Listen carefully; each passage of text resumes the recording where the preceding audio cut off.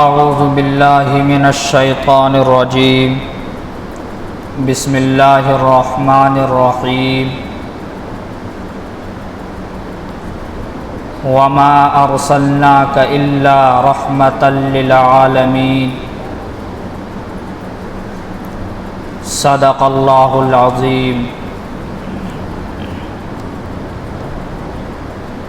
وہی یونان کہلاتا تھا جو تہذیب کی دنیا، روئے زمیں پر آج تھی وہی تخریب کی دنیا۔ تحقیق و تجسس کا جہاں تھا آج ویرانہ، فلاطوں کی خرد سقراط کی دانش تھی افسانہ۔ غرض دنیا میں چاروں سمت اندھیرا ہی اندھیرا تھا، نشان نور گم تھا اور ظلمت کا بسیرا تھا، کہ دنیا کے افق پر دفعتاً سیلاب نور آیا۔ جہان و کفر و باطل میں صداقت کا ظہور آیا، حقیقت کی خبر دینے بشیر آیا نذیر آیا۔ شہنشاہوں نے جس کے پاؤں چومے وہ فقیر آیا۔ مبارک ہو زمانے کو کہ ختم المرسلین آیا، کہ صحابہ رحم بن کر رحمت للعالمین آیا۔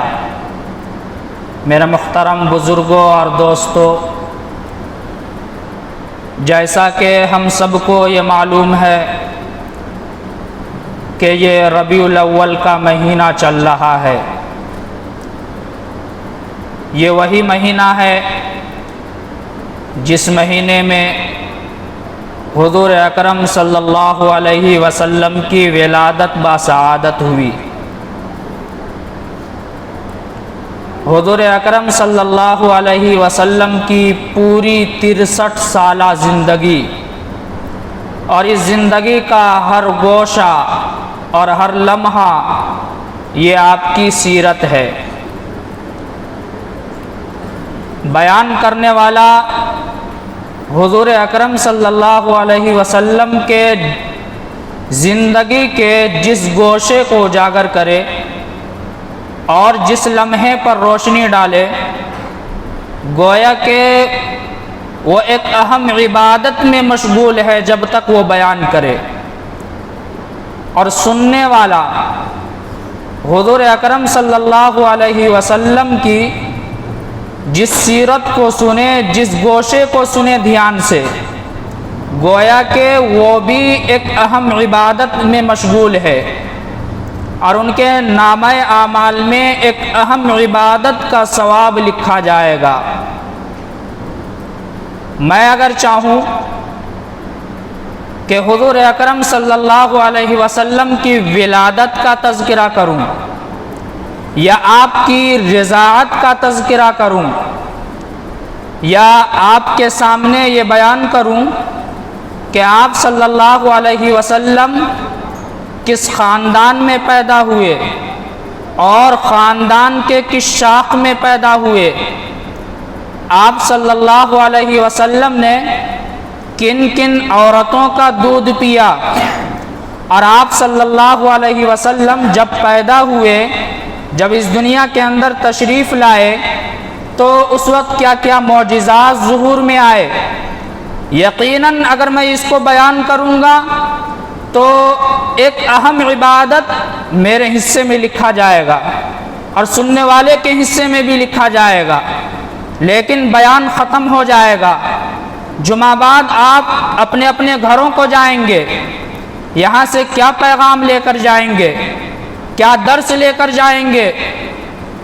حضور اکرم صلی اللہ علیہ وسلم کی زندگی کا یہ حصہ جو بچپنا ہے، یقیناً اس کو بیان کرنا ثواب کا کام ہے، اور عبادت میں شمار ہوگا میرا بیان کرنا بھی اور آپ کا سننا بھی۔ لیکن اللہ رب العزت ہمیں اور آپ کو اور دنیا کے کسی بھی انسان کو اس کا مکلف نہیں بنایا ہے کہ آپ صلی اللہ علیہ وسلم مکہ میں پیدا ہوئے تو آپ بھی مکہ میں پیدا ہو جائیں۔ آپ صلی اللہ علیہ وسلم قبیلہ قریش میں پیدا ہوئے، اور قبیلہ قریش میں بھی جو سب سے معزز شاخ ہے بنو ہاشم، آپ صلی اللہ علیہ وسلم بنو ہاشم میں پیدا ہوئے تو آپ بھی بنو ہاشم میں پیدا ہو جائیں۔ آپ صلی اللہ علیہ وسلم نے حضرت حلیمہ سعدیہ رضی اللہ عنہا کا دودھ پیا، آج کوئی انسان چاہ کر بھی اس کا دودھ نہیں پی سکتا۔ تو پتہ یہ چلا حضور اکرم صلی اللہ علیہ وسلم کی سیرت کا یہ حصہ اور یہ گوشہ بیان کرنا تو عبادت ہے، سننا بھی عبادت ہے، لیکن دنیا کے کسی انسانوں کو اس کا مکلف نہیں بنایا گیا۔ کس بات کا مکلف بنایا گیا ہے ہمیں اور آپ کو؟ حضرت خدیجۃ الکبریٰ رضی اللہ عنہا، جو آپ صلی اللہ علیہ وسلم کی سب سے پہلی بیوی ہیں۔ غار حرا کے اندر آپ صلی اللہ علیہ وسلم عبادت کے غرض سے جاتے تھے۔ ایک دن ایسا معاملہ پیش آیا کہ آپ صلی اللہ علیہ وسلم کے سامنے ایک اچانک فرشتہ ظاہر ہوا اور آپ صلی اللہ علیہ وسلم کے قریب آیا۔ آپ صلی اللہ علیہ وسلم کو سینے سے لگایا اور زور سے بھینچا، زور سے دبوچا اور پھر چھوڑ دیا۔ 3 مرتبہ اسی طرح معاملہ پیش آیا آپ صلی اللہ علیہ وسلم کے ساتھ۔ آپ گھبرا گئے، پریشان ہو گئے، آپ سیدھا گھر تشریف لاتے ہیں اور پریشانی کے عالم میں آپ کے پورے بدن پر کپ کپی طاری ہے، اور آپ اپنی بیوی حضرت خدیجۃ الکبریٰ رضی اللہ عنہا سے کہتے ہیں زملونی زملونی، مجھے چادر اڑھاؤ، مجھے چادر اڑھاؤ۔ حضرت خدیجۃ الکبریٰ رضی اللہ عنہا نے آپ کو آپ کے بدن پر چادر اڑھا دیا۔ آپ تھوڑی دیر آرام کرتے ہیں اور جب اطمینان ہوتا ہے، پرسکون ہوتے ہیں، تو آپ حضرت خدیجۃ الکبریٰ رضی اللہ عنہا سے کہتے ہیں، بخاری شریف کی حدیث ہے، حدیث کے الفاظ یہ ہیں لقد خشیت علی نفسی، اے خدیجہ مجھے تو اپنے جان کے بارے میں ڈر محسوس ہو رہا ہے، خطرہ لاحق ہو رہا ہے اپنے جان کے سلسلے میں، کہ غار حرا کے اندر جو واقعہ پیش آیا، اچانک سے ایک فرشتہ ظہور میں آیا اور انہوں نے مجھے اس زور سے دبوچا گویا کہ میری جان ہی نکل جائے گی۔ تو حضرت خدیجۃ الکبریٰ رضی اللہ عنہا نے جن الفاظ کے ساتھ آپ کو تسلی دی، میں چاہتا ہوں کہ اسی موضوع پر گفتگو کروں۔ حضرت خدیجۃ الکبریٰ رضی اللہ عنہا نے کیا کہا؟ حدیث کے الفاظ ہیں، کہتی ہیں کلا واللہ ما یخزیک اللہ ابدا، ہرگز نہیں، خدا کی قسم نہیں، اللہ آپ کو رسوا نہیں کرے گا۔ کیوں رسوا نہیں کرے گا؟ اس کی وجہ کیا بیان کرتی ہیں حضرت خدیجۃ الکبریٰ رضی اللہ عنہا؟ یہ نہیں کہتی کہ آپ کو اللہ اس لیے رسوا نہیں کرے گا کہ آپ عبداللہ کے جگر گوشے اور آمنہ کے لال ہیں، یہ نہیں کہتی کہ اللہ آپ کو اس لیے رسوا نہیں کرے گا کہ آپ ابو طالب کے بھتیجے اور عبد المطلب کے پوتے ہیں جو خانہ کعبہ کا متولی تھا۔ یہ نہیں کہتی حضرت خدیجۃ الکبریٰ رضی اللہ عنہا کہ آپ قریش میں پیدا ہوئے اور قریش میں بھی جو سب سے معزز شاخ ہے بنو ہاشم میں آپ پیدا ہوئے، بنو ہاشم سے آپ کا تعلق ہے، اس لیے اللہ آپ کو رسوا نہیں کرے گا۔ اور یہ بھی نہیں کہتی کہ آپ نے حضرت حلیمہ سعدیہ کا دودھ پیا ہے اس لیے اللہ آپ کو رسوا نہیں کرے گا۔ پھر کیا کہتی ہیں حضرت خدیجۃ الکبریٰ رضی اللہ عنہا؟ کہتی ہیں، حدیث کے الفاظ ہیں، کہتی ہیں انک لتصل الرحم وتحمل الکل وتکسب المعدوم، اللہ آپ کو اس لیے رسوا نہیں کرے گا کہ آپ صلہ رحمی کرتے ہیں، اللہ آپ کو اس لیے رسوا نہیں کرے گا کہ آپ رشتہ ناتا جوڑتے ہیں، اللہ آپ کو اس لیے رسوا نہیں کرے گا کہ آپ رشتہ داروں کے حقوق ادا کرتے ہیں، آپ ناداروں کی مدد کرتے ہیں، بے سہاروں کے سہارا بنتے ہیں، بیواؤں کی خبرگیری کرتے ہیں، جو بوجھ کے نیچے دبے ہوتے ہیں، دبے کچلے لوگوں کی آپ امداد کرتے ہیں، اور آپ کے اخلاق کریمانہ اور آپ کے اخلاق فاضلہ کا یہ حال ہے اور یہ عالم ہے کہ پورا عرب آپ کو حسن خلق کے نام سے جانتا ہے، اور آپ کو پورا عرب صادق اور امین کے لقب سے پکارتا ہے، اور آپ کی امانت داری اور دیانت داری کا یہ عالم ہے کہ اپنے تو اپنے غیر بھی آپ کے پاس اپنی امانتیں رکھوا کر مطمئن ہو جاتے ہیں، اس لیے اللہ آپ کو رسوا نہیں کرے گا۔ حضرت خدیجۃ الکبریٰ رضی اللہ عنہا کو بھی جب آپ صلی اللہ علیہ وسلم کی سیرت کو بیان کرنے کا موقع ملا تو انہوں نے بھی آپ صلی اللہ علیہ وسلم کے اخلاقی پہلو کو اجاگر کیا اور آپ صلی اللہ علیہ وسلم کو تسلی دلایا۔ تو صحابہ کرام رضوان اللہ تعالی علیہم اجمعین کا معمول یہ تھا کہ انہیں جب کبھی بھی اور جہاں کہیں بھی سیرت کو بیان کرنے کا موقع ملتا تو آپ صلی اللہ علیہ وسلم کی بعثت کے جو بعد کی زندگی ہے، نبوت نبوی زندگی جو ہے، 13 سال مکہ کی زندگی اور 10 سال مدینے کی زندگی، اس کو وہ بیان کرتے اور اس کو لوگوں کے سامنے پیش کرتے۔ اگر نبوی زندگی سے پہلے کے بھی حالات بیان کرنے ہوتے تو آپ صلی اللہ علیہ وسلم کے اخلاقی پہلو کو اجاگر کرتے اور لوگ اس کو سن کر متاثر بھی ہوتے تھے اور دائرہ اسلام میں داخل ہوتے تھے۔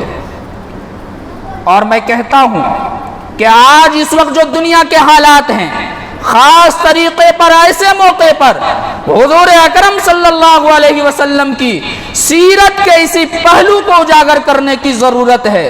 حضور اکرم صلی اللہ علیہ وسلم کی سیرت کی یہ خوشبو جب دنیا والوں کے کانوں میں پڑیں گی تو جو نفرت کی بدبو ہے وہ نفرت کی بدبو ختم ہوگی اور سیرت کی یہ خوشبو عام ہوگی اور پھیلے گی اور لوگ اسلام سے متاثر ہوں گے۔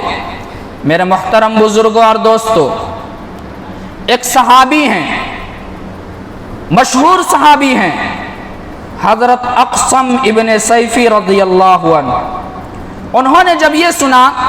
کہ مکہ کے اندر ایک شخص ہے محمد نامی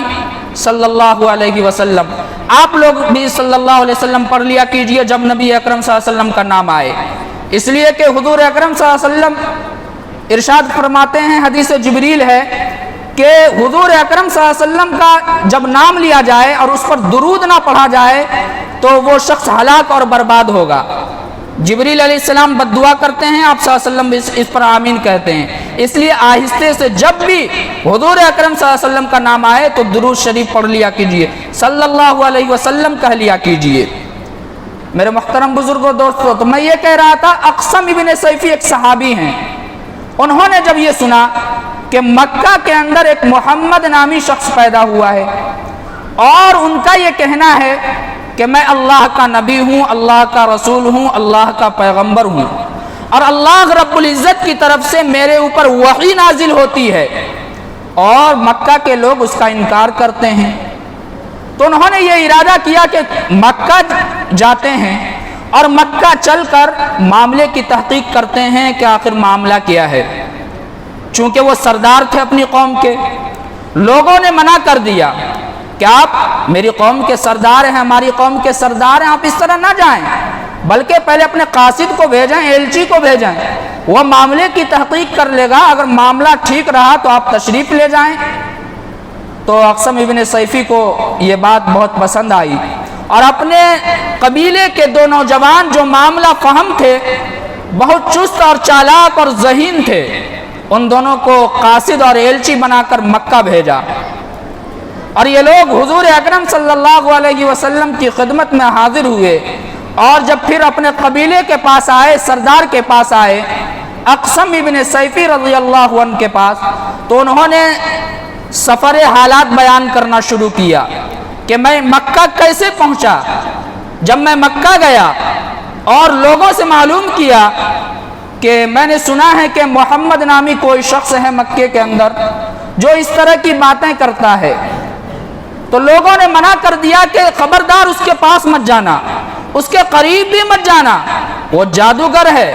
کوئی کہتا کہ وہ ساحر ہے، کوئی کہتا کہ وہ شاعر ہے، اس کے کلام کو جو سنتا ہے وہ اسی کا ہو کر رہ جاتا ہے، اس لیے اس کے قریب مت جانا۔ لیکن میں کسی بھی طرح ان تک پہنچا اور آپ صلی اللہ علیہ وسلم کی مجلس میں بیٹھا اور آپ سے میں نے صرف 2 سوال کیے، اور 2 سوال کا جواب سن کر میں آپ صلی اللہ علیہ وسلم کا دیوانہ ہو گیا۔ سب سے پہلا سوال تو میں نے محمد الرسول اللہ صلی اللہ علیہ وسلم سے یہ کیا کہ من انت، آپ کون ہیں؟ میرے پوچھنے کا مقصد یہ تھا کہ آپ کون ہیں، آپ کا تعارف کیا ہے، آپ کس قبیلے سے تعلق رکھتے ہیں، اور آپ کے دادا کا نام کیا ہے، آپ کے والد کا نام کیا ہے۔ حضور اکرم صلی اللہ علیہ وسلم نے میرے اس سوال کے جواب میں صرف اتنا فرمایا کہ میں عبداللہ کا بیٹا محمد ہوں، اور کچھ نہیں کہا۔ میں نے دوسرا سوال کیا وما انت، آپ کا پیغام کیا ہے؟ تو آپ صلی اللہ علیہ وسلم نے کہا کہ میں اللہ کا نبی ہوں، اللہ کا پیغمبر ہوں، اللہ کی طرف سے میرے اوپر وحی نازل ہوتی ہے اور کلام نازل ہوتا ہے اللہ کا۔ اس کے بعد آپ صلی اللہ علیہ وسلم نے قرآن کریم کی ایک آیت پڑھی اور کہا کہ یہ اللہ کا کلام ہے۔ وہ آیت کون سی ہے؟ ان اللہ یأمر بالعدل والاحسان وایتاء ذی القربى وینہی عن الفحشاء والمنکر والبغی یعظکم لعلکم تذکرون۔ اقسم ابن سیفی کے جو قاصد ہیں وہ کہتے ہیں کہ میں نے جب یہ آیت سنی تو میں نے کہا کہ ایک مرتبہ اور سنا دیجئے۔ انہوں نے پھر سنایا، میں نے پھر درخواست کی ایک مرتبہ اور سنا دیجئے، یہاں تک کہ اتنی مرتبہ میں نے درخواست کی کہ وہ آیت مجھے زبانی یاد ہو گئی، اور وہ آیت جب میں نے اپنے قبیلے کے سردار کو پڑھ کر سنایا تو وہ اپنی جگہ سے کھڑے ہو جاتے ہیں اور کہتے ہیں اے لوگو، یہ وہی شخص ہے جس کی بشارت دوسری مذہبی کتابوں کے اندر ہے، تورات کے اندر ہے، زبور کے اندر ہے، انجیل کے اندر ہے، یہ مکارم اخلاق کی دعوت دیتا ہے۔ اس لیے اے لوگو جلدی کرو، کہیں ایسا نہ ہو کہ کوئی دوسرا قبیلہ ایمان لانے میں ہم سے سبقت کر جائے، اور پورا کا پورا قبیلہ دائرہ اسلام میں داخل ہو گیا۔ حضور اکرم صلی اللہ علیہ وسلم کے صحابہ کا معمول یہی تھا کہ جب بھی سیرت کو بیان کرنے کا موقع ملتا تو حضور اکرم صلی اللہ علیہ وسلم کے اخلاقی پہلو کو اجاگر کرتے۔ آج جو پوری دنیا کے حالات ہیں اور خاص طریقے پر ہمارے اس ملک کے ہندوستان کے حالات ہیں، یہ بالکل ویسے ہی حالات ہیں جو نبوت کے وقت، بعثت کے وقت مکہ کے حالات تھے۔ آج میڈیا اور سوشل میڈیا کے ذریعے جو اسلام کو بدنام کرنے کی کوشش کی جا رہی ہے، میڈیا پر جو طوفان بدتمیزی برپا کیا جاتا ہے، اسلام اور مسلمانوں کو ایک دہشت گرد مذہب کے طور پر وہاں پیش کیا جاتا ہے اور بدنام کرنے کی کوشش کی جاتی ہے، ایسے موقع پر ضرورت اسی بات کی ہے کہ، اور ربیع الاول کا یہی پیغام بھی ہے کہ آپ اس موقع پر سیرت النبی کے عنوان سے جلسے منعقد کریں، اس کے اندر حضور اکرم صلی اللہ علیہ وسلم کے اخلاقی پہلو کو اجاگر کریں اور دنیا والوں کو بتائیں، اور اپنے جلسوں میں غیر مسلم بھائیوں کو بھی بلائیں اور انہیں یہ کہیں کہ اسلام وہ نہیں ہے جو آپ میڈیا اور سوشل میڈیا پر دیکھتے ہیں، بلکہ اسلام تو یہ ہے جو ناحق خون تو بہت دور کی بات ہے، ناحق اور فضول پانی بہانے کی بھی اجازت نہیں دیتا اسلام، یہی اسلام کا پیغام ہے۔ میرے محترم بزرگوں اور دوستوں، حج کا جب موسم آتا مکے کے اندر تو جو سردار تھے مکہ کے، چودھری تھے، وہ لوگ آپس میں سر جوڑ کر بیٹھ جایا کرتے تھے اور کہتے تھے کہ دیکھو حج کا موسم آ رہا ہے اور محمد الرسول اللہ صلی اللہ علیہ وسلم اپنی عادت کے مطابق مکہ کے اندر داخل ہونے والے ہر شخص سے یہ کہے گا کہ اے لوگو توحید کو قبول کر لو، رسول کی رسالت کا اقرار کر لو، کامیاب ہو جاؤ گے، اور جو ان کی باتوں کو سن لے گا وہ اسی کا ہو کر رہ جائے گا۔ اس لیے کوئی ترکیب بناؤ، کہیں ایسا نہ ہو کہ ہماری آپس ہی میں تضاد ہو جائے ہماری باتوں میں۔ اس لیے وہ میٹنگ کر لیا کرتے تھے کہ تمام مکہ کے لوگ اور بڑے بڑے سردار مکہ کے اندر داخل ہونے والے لوگوں سے بس ایک ہی بات کہنا ہے، باتوں میں تضاد نہ ہو، تاکہ لوگ ہماری باتوں کو قبول کر لے۔ حج کا موسم آیا، تمام مکہ کے بڑے بڑے سردار سر جوڑ کر بیٹھ گئے۔ ولید ابن مغیرہ جو مکہ کا سب سے بڑا رئیس سمجھا جاتا تھا، ان کے سامنے لوگوں نے مشورہ کیا اور اپنی اپنی رائے پیش کی کہ لوگوں سے کیا کہنا ہے کہ اس کے قریب مت آنا، کس طرح لوگوں کو محمد الرسول اللہ سے دور کرنا ہے۔ تو کسی نے یہ رائے دی کہ ہم لوگوں سے یہ کہیں گے کہ محمد نامی جو شخص ہے یہ شاعر ہے، اس کے قریب مت جانا، یہ شاعری کرتا ہے، ان کی باتوں کو جو سنتا ہے وہ اپنی شاعری کے ذریعے لوگوں کو اپنی طرف کھینچ لیتا ہے۔ تو ولید ابن مغیرہ نے کہا کہ شاعر تو میں بھی ہوں، اور عرب کا بچہ بچہ شاعری کرتا ہے، اور شاعری عرب کے بچے کے رگ و ریشے کے اندر سمایا ہوا ہے، اور یہاں تک کہ عرب کا چرواہا بھی فی البدی اشعار کہتے ہیں۔ اور محمد الرسول اللہ صلی اللہ علیہ وسلم جو کلام پیش کرتے ہیں یہ شاعری سے بالکل اس کا موازنہ نہ کیا جائے، لوگ اسے قبول نہیں کریں گے۔ کسی نے کہا کہ ہم لوگوں سے یہ کہہ دیں گے کہ آپ صلی اللہ علیہ وسلم نعوذ باللہ کاہن ہیں، کہانت جانتے ہیں۔ ولید ابن مغیرہ نے کہا کہ یہ بات بھی نہیں چلے گی۔ کسی نے کہا کہ ہم یہ کہیں گے کہ آپ نعوذ باللہ ساحر ہیں، انہوں نے کہا کہ یہ بات بھی نہیں چلے گی۔ پھر سرداروں نے کہا کہ اچھا آپ ہی بتائیے، آپ ہمارے بڑے ہیں، ہم لوگوں کو کیسے منع کریں گے؟ تو ولید ابن مغیرہ نے تھوڑی دیر کے لیے اپنے سر کو جھکایا اور کچھ سمجھ میں نہیں آیا تو کہتا ہے کہ چلو اچھا یہ کہہ دینا کہ وہ شاعر ہے۔ اس کے بعد وہ لوگ نوجوانوں کو تیار کرتے اور مکہ کے ہر چوک اور چوراہے پر اپنے نوجوانوں کو کھڑا کر دیتے، جو آنے والوں کو یہ کہتے کہ خبردار، ہوشیار، مکہ کے اندر آپ داخل ہو رہے ہیں، لیکن مکہ کے اندر ایک شخص محمد نامی ہے، اس کے قریب بھی مت جانا، وہ جادوگر ہے، وہ ساحر ہے، وہ شاعر ہے، ان کی باتوں کو سنو گے تو ان کے ہو کر رہ جاؤ گے۔ جب لوگ یہ بات سنتے تو اور متاثر ہوتے اور کہتے کہ اچھا محمد نامی بھی کوئی شخص مکہ کے اندر ہے، چلو ملاقات کر لیتے ہیں۔ ایک ملاقات میں کیا جاتی ہے، اور جو آپ صلی اللہ علیہ وسلم کی مجلس میں ایک مرتبہ بیٹھ جاتا وہ آپ کا دیوانہ بن کر اٹھتا تھا۔ کیوں؟ آپ کے اخلاق کی وجہ سے، آپ کے حسن خلقی کی وجہ سے۔ آج وہی مکی زندگی جیسے بالکل ویسے ہی حالات ہمارے ملک کے اندر بھی پیدا ہو چکے ہیں۔ اس لیے ضرورت اس بات کی ہے کہ ہم بھی حضور اکرم صلی اللہ علیہ وسلم کے اخلاقی پہلو کو دنیا والوں کے سامنے اجاگر کریں اور ان کے سامنے حضور اکرم صلی اللہ علیہ وسلم کی امانت داری، صداقت لسانی اور اخلاقی پہلو کو بیان کریں، تو یہ جو نفرت کی بدبو پورے ملک کے اندر پھیلی ہوئی ہے، ہمارے اس ملک سے بھی نفرت کی بدبو ختم ہوگی اور سیرت کی خوشبو ہمارے ملک کے اندر بھی پھیلے گی، اور ہمارے دلوں کے اندر جو ایک دوسرے کے لیے نفرت، عداوت، حسد، کینہ، بغض پھیلا ہوا ہے وہ بھی ہم سے دور ہوگا۔ دعا کیجئے کہ اللہ رب العزت ہم سب کو حضور اکرم صلی اللہ علیہ وسلم کے اخلاقی پہلو کو اجاگر کرنے کی توفیق عطا فرمائے اور کہنے اور سننے سے زیادہ عمل کی توفیق عطا فرمائے۔ وما علینا الا البلاغ۔ جو حضرات سنت